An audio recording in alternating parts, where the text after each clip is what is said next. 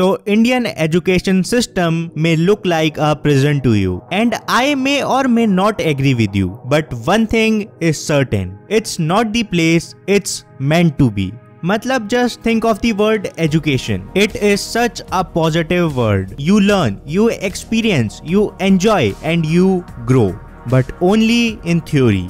But जब हम real life में आते हैं, Indian education system instead of a smile brings back lots of bad memories to us, if not all. And हम सबकी इस सिस्टम से सबसे बड़ी कंप्लेन तो यही है कि exams are just a waste of time, because वो हमारी स्किल्स को नहीं बल्कि हमारी मेमोरी को टेस्ट करते हैं। But wait, what if I tell you कि उन्हीं एग्जाम्स एंड उसी एजुकेशन सिस्टम ने बहुत कुछ सिखाया है, एंड अगर हम उन स्किल्स के बारे में थोड़ा अवेयर हो सकें एंड उन्हें प्रैक्टिकली अप्लाई करें, then we can improve a lot. The only problem is that we are not aware about them, and trust me, those lessons are 110% practical. इस वीडियो में हम मेनली बात करेंगे how you can avoid procrastination and also increase your productivity, and this will be of course with the help of psychology and my personal experiences. So let's learn psychology by Indian education system.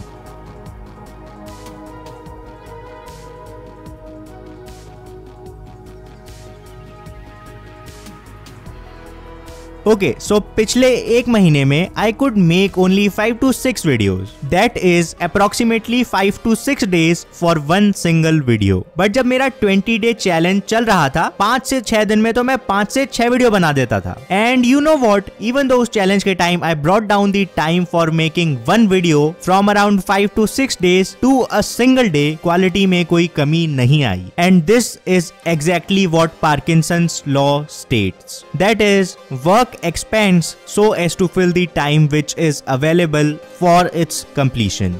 For example, there is a task A. Now Parkinson's law states that if you have 7 days to complete it, then it will take 7 days to be completed. If you have only a day to complete it, then it will take just a day to be completed. Now don't get me wrong, मैं ऐसा नहीं कह रहा हूँ कि if a work requires 10 hours to be completed, but तुम्हारे पास उसे खत्म करने के लिए सिर्फ 10 मिनट होंगे तो तुम उसे कर लोगे। नहीं, ऐसा नहीं है। इस लॉ को स्कूल एग्जाम्स की हेल्प से समझते हैं। तुम्हारे फाइनल एग्जाम्स मार्च में होते थे या फिर हैं, डिपेंडिंग ऑन तुम स्कूल में हो या नहीं। लेट्स अज्यूम तुम स्टूडेंट थे, सो इवन दो एग्जाम्स मार्च में होते थे एंड तुम्हें ये बात 12 महीने से पता थी, बट सच बताना, तुमने सीरियसली पढ़ना कब शुरू किया? जनवरी के बाद, राइट? एंड कुछ महान लोगों ने तो मार्च में ही पढ़ा होगा।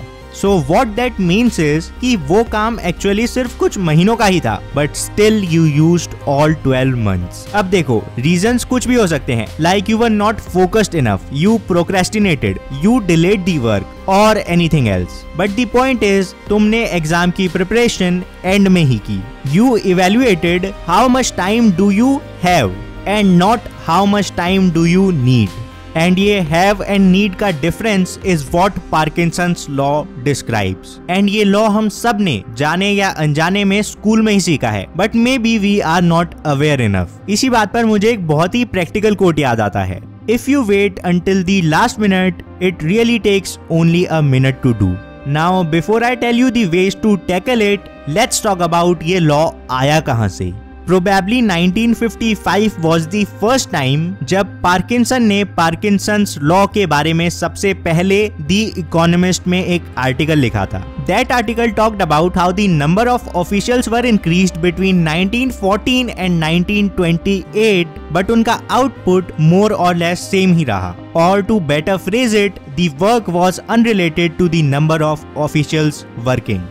कहने का मतलब है, मान लो पहले वहाँ सिर्फ 10 लोग काम करते थे, अगर उन 10 लोगों का आउटपुट 100 था, दैट इज 10 पर पर्सन, बाद में इवन दो वो 10 लोग 10 से बढ़कर 20 हो गए, the output more or less remained the same, that is 100, and basically the output per person decreased. In other words, time ज्यादा होने के बाद भी आउटपुट इंक्रीज नहीं हुआ, उल्टा जो पर पर्सन आउटपुट था वो और कम हो गया। अब मान लो 30 दिन बाद तुम्हारा कोई एग्जाम है, इवन दो तुम्हें 30 की जगह 100 दिन भी मिल जाएं, output that is marks will be unaffected. And ये बड़ी कॉमन सेंस वाली बात है कि हम हमेशा ये सोचते हैं कि इस काम को करने के लिए कितने दिन चाहिए नहीं, बट कितने दिन बचे हैं। लाइक अरे यार 4 दिन में एग्जाम है, अरे यार 3 दिन में एग्जाम है, we think like that. So what's the solution? The simple answer is create artificial deadlines.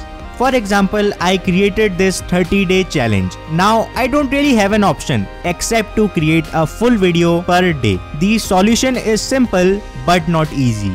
Also, ऐसी लॉजिकल बातें मत करना कि ऐसे तो हम वीडियो की डेडलाइन 10 मिनट रख लें तो क्या वीडियो 10 मिनट में बन जाएगी? नहीं बनेगी। Think a bit practically. The point is, अगर कोई काम 1 दिन का है तो उसकी डेडलाइन 1 दिन ही रखो। If you give it 10 days to be completed तो उसमें 10 दिन ही लगने वाले हैं। अब पार्किंसंस लॉ से ही रिलेटेड साइकोलॉजी का एक ब्रिलियंट कॉन्सेप्ट ऑफ कंप्लायंस भी है।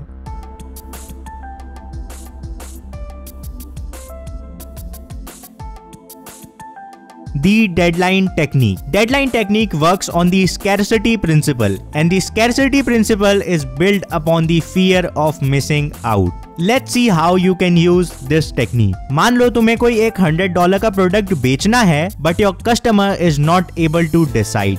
Now you tell him it's just a 24-hour deal.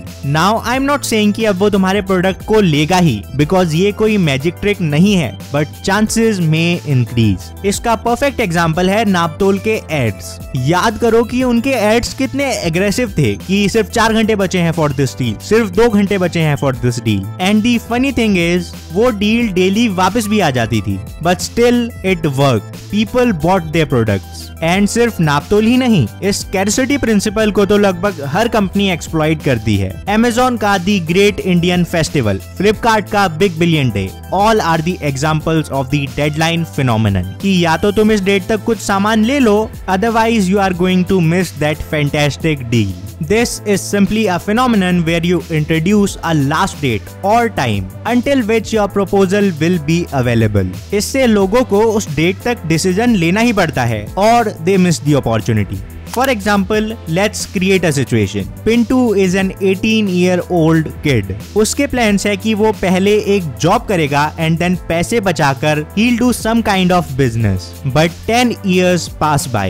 And Pintu is still fooling himself कि जब सही मौका आएगा वो अपना बिजनेस तब शुरू करेगा। But you know what? वो मौका शायद ही कभी आने वाला है। जब पिंटू 18 जैसी एज में जब खोने को कुछ भी नहीं था, अपने कंफर्ट जोन से नहीं निकल पाया, how is he going to do that at age 28? जब उसके पास एक कंफर्टेबल लाइफ है, एक सिक्योर जॉब है, अपनी फैमिली का प्रेशर, सोसाइटी का प्रेशर एंड एक फाइनेंशियल लॉस होने का डर भी है। 18 जैसी एज में तो उसके ऊपर कोई भी रिस्पॉन्सिबिलिटी नहीं थी, but he kept lying to himself कि वो कभी तो बिजनेस करेगा and hence he delayed the idea of business. मतलब उसको बिजनेस करना तो था, बट सिंस कोई डेडलाइन नहीं थी, he kept delaying that idea. Now suppose 2 situations. A, the situation stays as it is, that is no deadline. Or B, his wife gives him 48 hours only and इन्हीं 48 hours में उसे ये सोचना है कि या तो वो बिजनेस शुरू कर देगा, वरना उसकी वाइफ उसे लाइफ में कभी भी बिजनेस नहीं करने देगी। In short,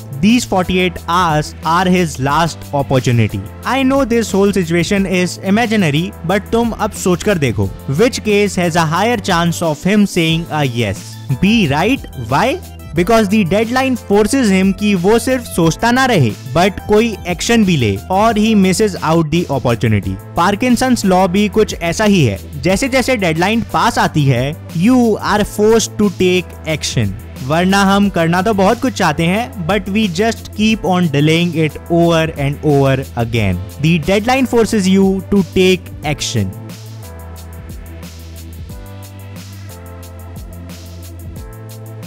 Now this is probably one of my favorite life lessons that I learned at school. The idea is simple. Align your motives with that of your surroundings for an easier journey. In other words, reduce friction as much as you can.